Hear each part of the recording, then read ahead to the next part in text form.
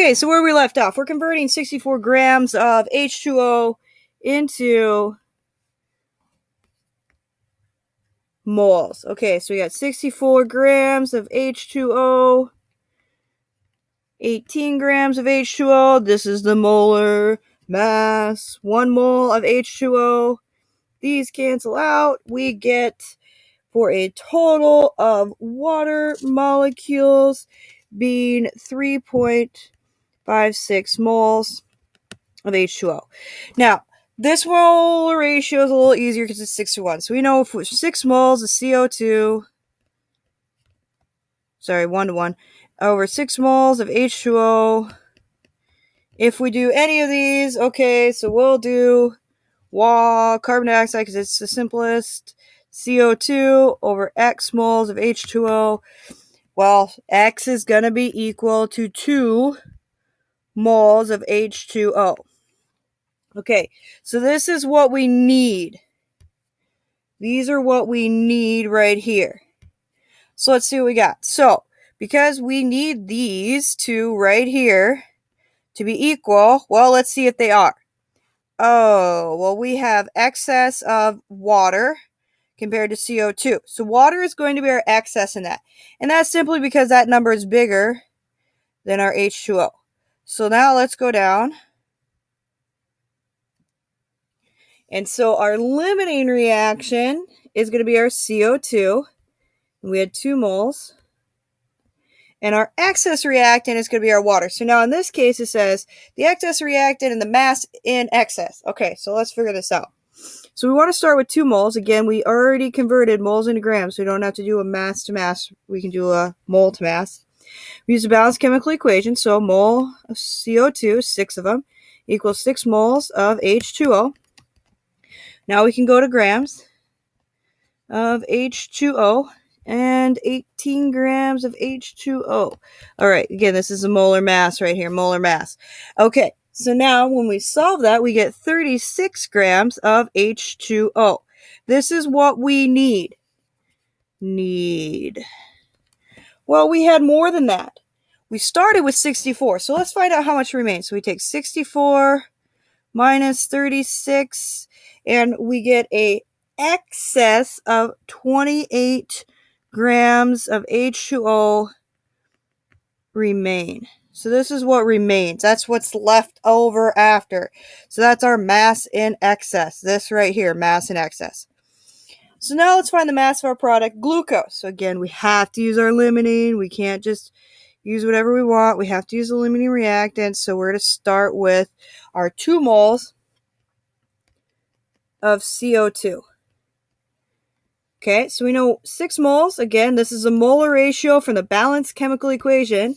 Goes to 1 mole of glucose, C6H12O6. Okay, so now from there, this is again molar ratio. Now from here, we can go to our molar mass. So 1 mole of C6H12O6 is equal to 180 grams of C6H12O6. Solve that out, and we get 60 grams of C6H12O6. And that's our mass of glucose. Here's a little hint if you got this right or not. When you do this step right here, if this is more than what was given to you, you did it incorrect. You picked the wrong excess. This should always be less than the amount that they gave you in the problem. So that's a good double check. Okay, there's one more problem on here. It's kind of a introduction into tomorrow's thing. So my arrow doesn't want to work. So let's go through and do this. Okay, so we're going to start again with a balanced chemical equation. So Zn plus iodine H2 produces ZnI2. Now, the equation is balanced. So it says write a balanced chemical equation. Check and done. Determine the theoretical yield. Whoa, theoretical. Well, theoretical yield is a yield predicted through mathematical calculations. So what you did using the excess to find the limiting above to find the product, that's theoretical yield. So we're going to determine theoretical yield. Now, in this case, he only gave you one reactant. Okay, so that's all we can use. So we have 125 grams of ZN. So now let's do a mass to mass. So then we take 65.4 grams of ZN over 1 mole of ZN. Again, that's the molar mass. We do the molar ratio. 1 mole of ZN over 1 mole of ZN I2 to produce 1 mole of ZN I2 over 139.4 grams of ZN I2. Again, that's the molar mass for ZN. And in this case, we get 610.5 grams of ZN I2. All right, that's pretty good. So now, from this, it tells us, so now we got the answer, which is going to be, this is our theoretical yield right there in yellow.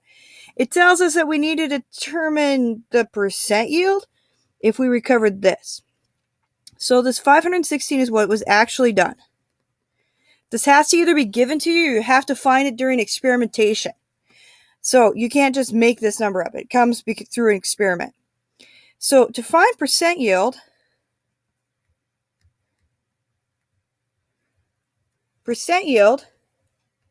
is equal to your actual over your theoretical, which you just solved for, times 100. So in this case, our actual, which was recovered through an experiment, which somebody else did for us, and they told us, was 515.6 grams. The theoretical, which you just solved for, was 610.5 grams. Times 100, we get 84.5%. The goal is to get it close to 100, because that means you had a pretty accurate experiment. Your product was pretty good. If this number right here is over your theoretical, which means it's more than by quite a bit, you probably have some impurities in your product. Your product probably isn't usable. In industry, we want to keep everything above this number. Why? Well, you want to keep it in between there and 100%, because remember, in industry, if it's not profitable, we don't do it. And so the less percentage you have, the lower your profit margins are, which means you don't make money. It becomes a waste of your time. So we'll do more of that on Wednesday. All right. Have a good day.